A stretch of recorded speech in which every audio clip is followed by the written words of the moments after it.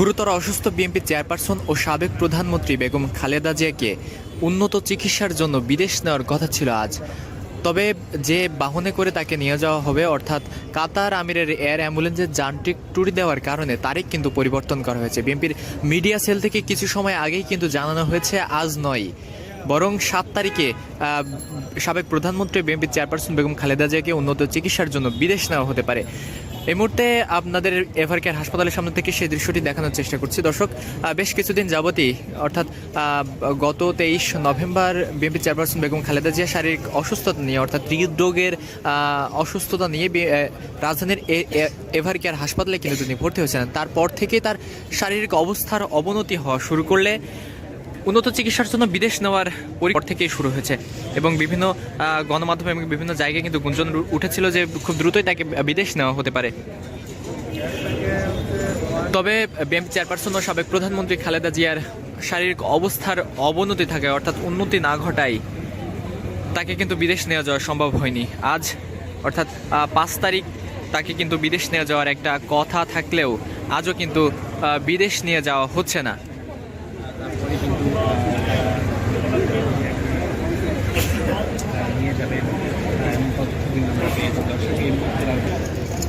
এর আগে আমরা দেখেছি রাজধানীর এভারকেয়ার হাসপাতালে উন্নত চিকিৎসা দিতে বিএনপি চেয়ারপারসন বেগম খালেদা জিয়াকে দেশের বিভিন্ন জায়গা থেকে যুক্তরাজ্য এবং চীন থেকে বিশেষ চিকিৎসকের দল কিন্তু রাজধানীর এভারকেয়ার হাসপাতালে এসেছিল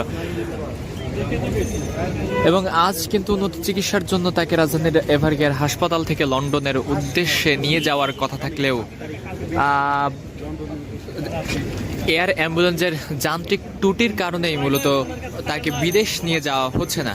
এই কথাটি কিন্তু বিএনপির মিডিয়া সেল থেকে নিশ্চিত করেছে গণমাধ্যমকে। এই মুহূর্তে রাজধানীর এভারকেয়ার হাসপাতালে দেখতে পাচ্ছেন অতিরিক্ত আইন শৃঙ্খলা বাহিনী কিন্তু মোতায়েন করা হয়েছে। বিজেপির আরও একটি টহল দল কিন্তু এই মুহূর্তে এসে পৌঁছেছে এবং বিএনপি চেয়ারপারসন বেগম খালেদা জিয়ার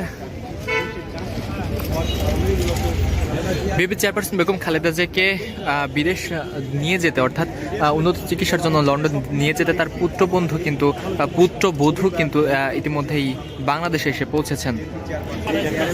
কাতারের আমিরের বিশেষ এয়ার অ্যাম্বুলেন্স মূলত বাংলাদেশে এখনো এসে পৌঁছায়নি। যান্ত্রিক ত্রুটির কারণে কিন্তু বিলম্ব হচ্ছে কাতার আমিরের এয়ার অ্যাম্বুলেন্স বাংলাদেশে আসতে।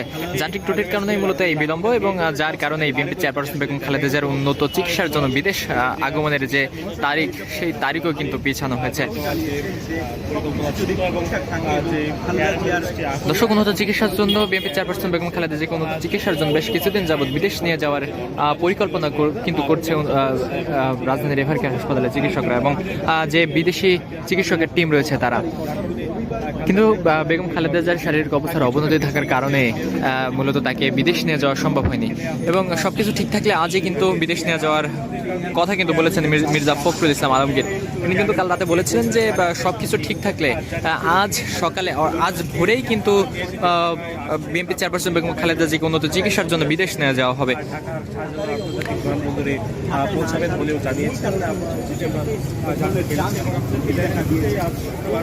কিন্তু যে অ্যাম্বুলেন্সে করে অর্থাৎ যে এয়ার অ্যাম্বুলেন্সে করে বেগম খালেদা জিয়াকে নিয়ে যাওয়া হবে সেই এয়ার অ্যাম্বুলেন্স যান্ত্রিক ত্রুটির কারণেই মূলত এই যাত্রায় বিলম্ব হচ্ছে।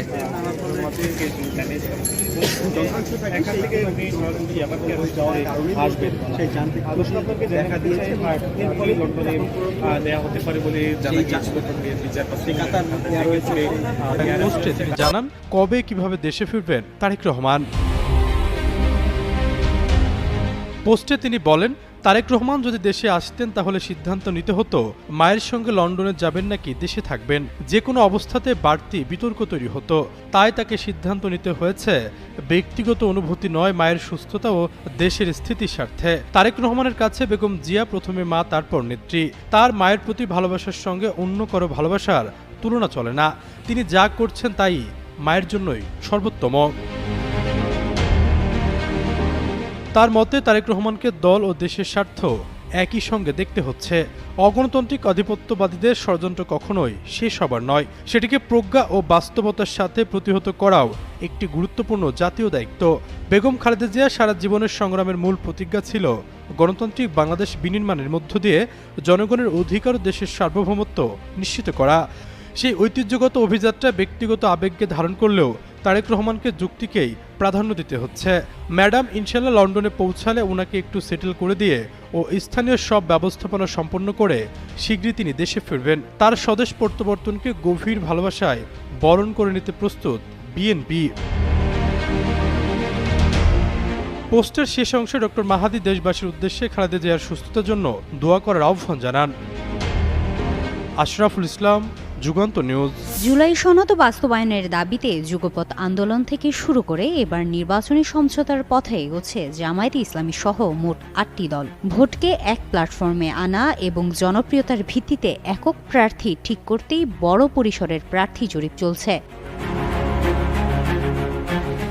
সরকার গঠনের লক্ষ্য সামনে রেখে আসনসমূহে সমন্বয়ের কাজও সুচিন্তিতভাবে এগিয়ে চলছে। এরই অংশ হিসেবে জামায়াত তাদের পূর্ব ঘোষিত তালিকা থেকে ৮০ থেকে ১০০ জনকে বাদ দিতে পারে, যাতে শরিক দলগুলোর জন্য আসন ছাড়ার পাশাপাশি মাঠ পর্যায়ের জরিপে এগিয়ে থাকা প্রার্থীদের জায়গা দেওয়া যায়। আসন ভাগাভাগিতে সংখ্যার চেয়ে জয়ের সম্ভাবনাকে গুরুত্ব দেওয়া হচ্ছে, এমনটাই জানিয়েছেন জামায়াতের প্রচার ও মিডিয়া প্রধান অ্যাডভোকেট এহসানুল মাহবুব জোবায়ের।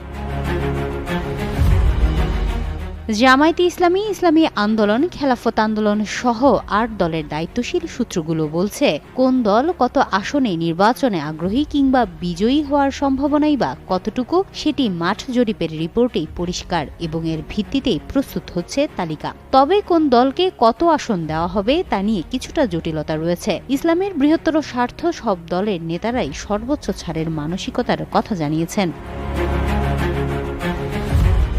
অন্যদিকে খেলাফত আন্দোলন, খেলাফত মজলিস, নেজামে ইসলামী পার্টি, জাতীয় গণতান্ত্রিক পার্টি ও বিডিপি সহ অন্যান্য দলও নিজেদের তালিকা ও জরিপ চূড়ান্ত করছে। ধর্মীয় সংখ্যালঘু ও উপজাতি সম্প্রদায়ের প্রতিনিধিকেও মনোনয়ন দেওয়ার উদ্যোগ নিয়েছে জামায়াত।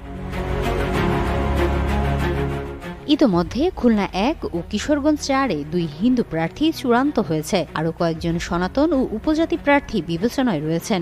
ডাকসু, চাকসুর, রাকসুর কয়েকজন নেতৃত্বও আলোচনায় রয়েছে, যাদের মধ্য থেকে জনপ্রিয়তার ভিত্তিতে প্রার্থী দেওয়া হতে পারে।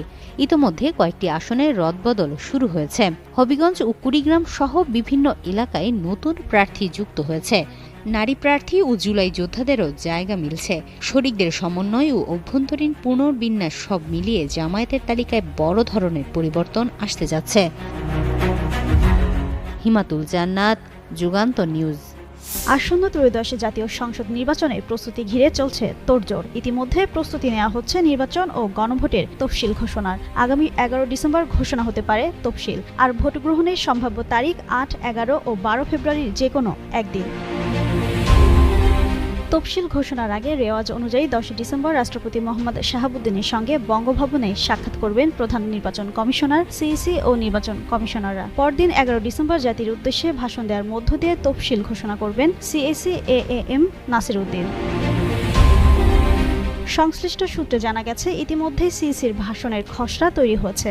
ভাষণে মহান মুক্তিযুদ্ধ থেকে শুরু করে জুলাই গণ অভ্যুত্থানের সংক্ষিপ্ত ইতিহাস তুলে ধরা হবে। ভোটার, রাজনৈতিক দল, আইনশৃঙ্খলা বাহিনী ও সরকারি কর্মকর্তাদের জন্য থাকবে বেশ কিছু সতর্কবার্তা। তফসিল ঘোষণার পর থেকেই দেশের পরিস্থিতি নিয়ন্ত্রণে রাখতে মাঠে নির্বাহী ম্যাজিস্ট্রেট ও আইনশৃঙ্খলা বাহিনীর বিশেষ কার্যক্রম শুরু করবে ইসি।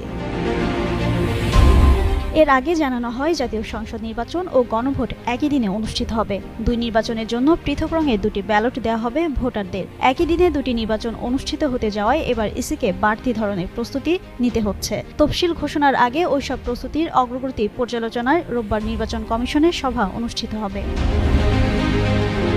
এদিকে নির্বাচন কমিশনার আব্দুর রহমান এল মাসুদ বলেন, সভায় নির্বাচনের প্রস্তুতিমূলক কার্যক্রম নিয়ে আলোচনা পর্যালোচনা হবে। একটি ভালো নির্বাচন করার জন্য যা যা দরকার তারা সবই করবেন।